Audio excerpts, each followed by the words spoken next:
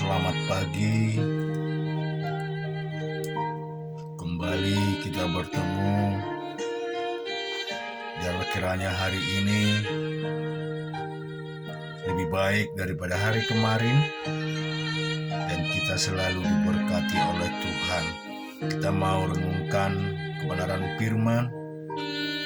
Kita akan baca dari Mazmur 87.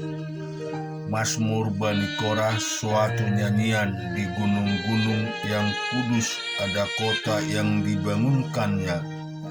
Tuhan lebih mencintai pintu-pintu gerbang Sion daripada segala tempat kediaman Yakub. Hal-hal yang mulia dikatakan tentang Engkau, ya kota Allah.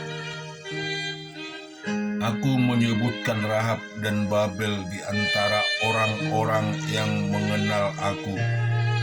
Bahkan Palestina, Tirus, dan Ethiopia ini dilahirkan di sana.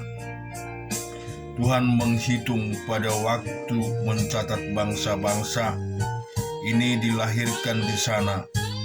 Dan orang menyanyi sambil menari beramai-ramai, segala mata airku ada di dalammu.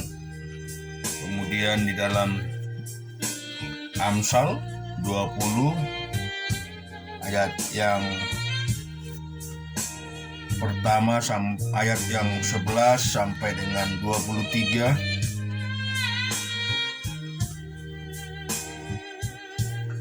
Jikalau si pencemooh dihukum, orang yang tak berpengalaman menjadi bijak, dan jikalau orang bijak diberi pengajaran, ia akan beroleh pengetahuan.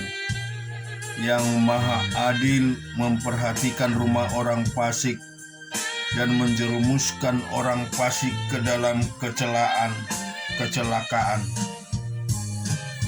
Siapa menutup telinganya bagi jeritan orang lemah, tidak akan menerima jawaban.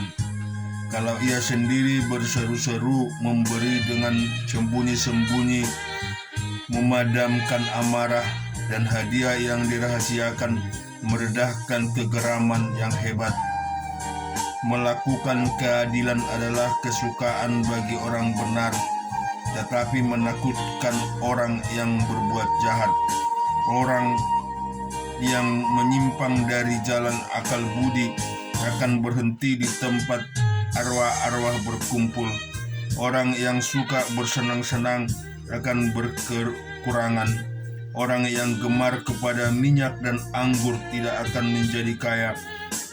Orang fasik dipakai sebagai tebusan bagi orang benar, dan pengkhianat sebagai ganti orang jujur. Lebih baik tinggal di padang gurun daripada tinggal dengan perempuan yang suka bertengkar dan pemarah. Harta yang indah dan minyak ada di kediaman orang bijak, tetapi orang yang bebal memboroskannya. Siapa mengejar kebenaran dan kasih akan memperoleh kehidupan, kebenaran dan kehormatan. Orang bijak dapat memanjat kota pahlawan-pahlawan dan merobohkan benteng yang mereka percayai. Siapa memelihara mulut dan lidahnya, memelihara diri daripada kesukaran. Di dalam Ulangan 32 ayat 31, sebab bukanlah seperti gunung batu kita, gunung batu orang-orang itu. Musuh kita boleh menjadi hakim. Sesungguhnya pohon anggur mereka berasal dari pohon anggur Sodom dan dari kebun-kebun Gomora. Buah anggur mereka adalah buah anggur yang beracun, pahit gugusan-gugusannya. Air anggur mereka adalah racun ular dan bisa ular tedung yang keras ganas. Bukankah hal itu tersimpan padaku, termeterai dalam pembendaharaanku? Hakkulah dendam dan pembalasan, Pada waktu kaki mereka goyang sebab hari bencana bagi mereka telah dekat, akan segera datang apa yang telah sedia bagi mereka.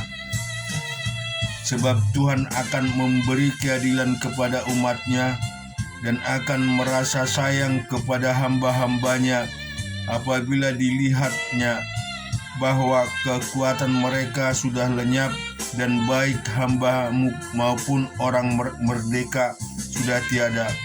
Maka ia akan berfirman, di manakah Allah mereka, gunung batu tempat mereka berlindung, yang memakan lemak dari korban sembelihan mereka, meminum anggur dari korban curahan mereka. Biarlah mereka bangkit untuk menolong kamu, sehingga kamu mendapat perlindungan. Lihatlah sekarang bahwa akulah Dia, tiada ada Allah kecuali aku. Akulah yang mematikan dan yang menghidupkan. Aku telah meremukkan, tetapi akulah yang menyembuhkan. Dan seorang pun tidak ada yang dapat melepaskan dari tanganku. Sesungguhnya aku mengangkat tanganku ke langit dan berfirman demi aku yang hidup selama-lamanya. Apabila aku mengasah pedangku yang berkilat-kilat dan tanganku memegang penghukuman, maka aku membalas dendam kepada lawanku dan mengadakan pembalasan kepada yang membenci aku. Aku akan memabukkan anak panahku dengan darah, dan pedangku akan memakan daging, darah orang-orang yang mati, tertikam dan orang-orang yang tertawan, dari kepala-kepala musuh yang berambut panjang. Bersorak-sorailah hai bangsa-bangsa karena umat-Nya, sebab Ia membalas darah hamba-hambanya. Ia membalas dendam kepada lawannya dan mengadakan perdamaian bagi tanah umat-Nya. Lalu datanglah Musa bersama-sama dengan Yosua bin Nun dan menyampaikan ke telinga bangsa itu segala perkataan nyanyian tadi. Setelah Musa selesai menyampaikan segala perkataan itu kepada seluruh orang Israel, berkatalah ia kepada mereka, perhatikanlah segala perkataan yang kuperintahkan kepadamu pada hari ini, supaya kamu memerintahnya kepada anak-anakmu untuk melakukan dengan setia segala perkataan hukum Taurat ini. Sebab perkataan ini bukanlah perkataan hamba bagimu, tetapi itulah hidupmu, dan dengan perkataan ini akan lanjut umurmu di tanah kemana kamu pergi menyeberangi sungai Yordan untuk mendudukinya. Pada hari itulah juga Tuhan berfirman kepada Musa, naiklah atas gunung Abarim ke atas gunung Nebo yang di tanah Moab, di tentangan Yeriko, dan pandanglah tanah Kanaan yang kuberikan kepada orang Israel menjadi miliknya. Kemudian engkau akan mati di atas gunung yang akan kau naiki itu, supaya engkau dikumpulkan kepada kaum leluhurmu sesudah meninggal di gunung Hor, dan dikumpulkan kepada kaum leluhurnya. Oleh sebab kamu telah berubah setia terhadap aku di tengah-tengah orang Israel, dekat mata air Mariba di Kades di padang gurun Jin, dan oleh sebab kamu tidak menghormati kekudusanku di tengah-tengah orang Israel, engkau boleh melihat negeri itu terbentang di depanmu, tetapi tidak boleh masuk ke sana, ke negeri yang kuberikan kepada orang Israel. Demikian juga di Lukas 17 ayat yang ke-11.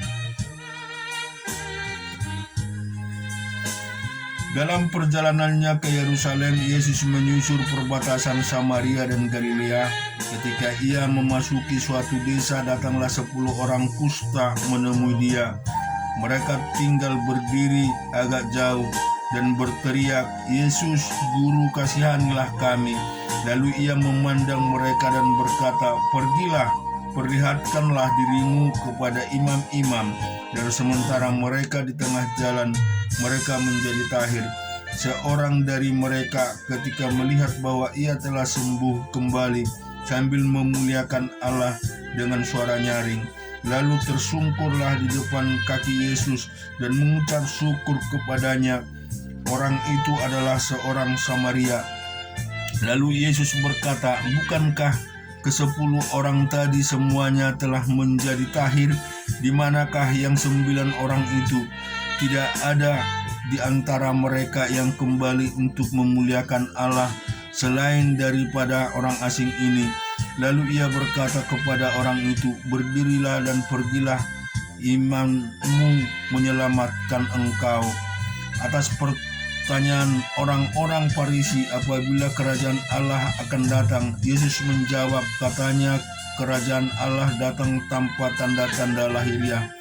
Juga orang tidak dapat mengatakan, 'Lihat, ia ada di sini atau di sana.' Sebab sesungguhnya kerajaan Allah ada di antara kamu." Dan dia berkata kepada murid-muridnya, "Aku datang waktu kamu ingin melihat satu daripada hari-hari Anak Manusia itu, dan kamu tidak akan melihatnya. Dan orang akan berkata kepadamu, 'Lihat, ini ada di sana, lihat ada di sini.' Jangan kamu pergi ke situ, jangan kamu ikut. Sebab sama seperti kilat memancar dari ujung langit yang satu ke ujung langit yang lain, demikian pula lah kelak halnya Anak Manusia dari kedatangannya. Tetapi ia harus menanggung banyak penderitaan dahulu dan ditolak oleh angkatan ini. Dan sama seperti terjadi pada zaman Nuh, demikian pula lah hal yang kelak pada hari-hari Anak Manusia. Mereka makan dan minum, mereka kawin dan mengawinkan, sampai kepada hari Nuh masuk ke dalam bahtera. Lalu datanglah air bah dan membinasakan mereka semua. Demikianlah juga seperti yang terjadi di zaman Lot. Mereka makan dan minum, mereka membeli dan menjual, mereka menanam dan membangun. Tetapi pada hari Lot pergi keluar dari Sodom, turunlah hujan api dan hujan belerang dari langit dan membinasakan mereka semua. Demikianlah halnya kelak pada hari di mana Anak Manusia menyatakan dirinya.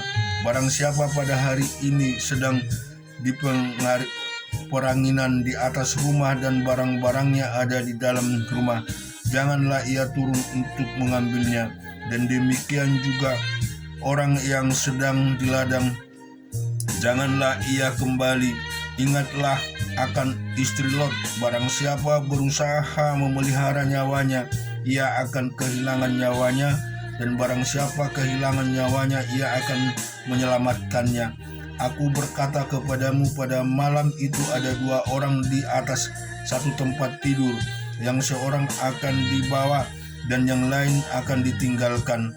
Ada 2 orang perempuan bersama-sama menggilang, yang seorang akan dibawa dan yang lain akan ditinggalkan.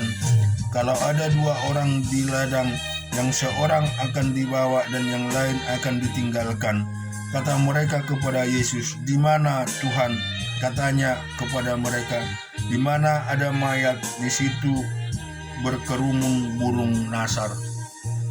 Syukur kepada Tuhan yang telah memberikan kepada kita akal budi kebajikan yang sangat luar biasa. Kita bersyukur atas segala pemberiannya, atas segala berkat-berkat yang diberikan kepada kehidupan kita. Kita renungkan di dalam firman bagaimana 10 orang kusta yang 9 tidak pernah mengucap syukur, tetapi yang satu adalah orang Samaria yang tidak pernah mengenal Tuhan. dia datang dan sujud memuji Allah Tuhan Yesus Kristus. Biarlah kiranya kita ini menjadi pengikut-pengikut Tuhan yang setia, pengikut-pengikut Tuhan yang selalu memuliakan namanya dan yang selalu bersyukur atas kehidupan kita. Haleluya. Amin. Tuhan memberkati.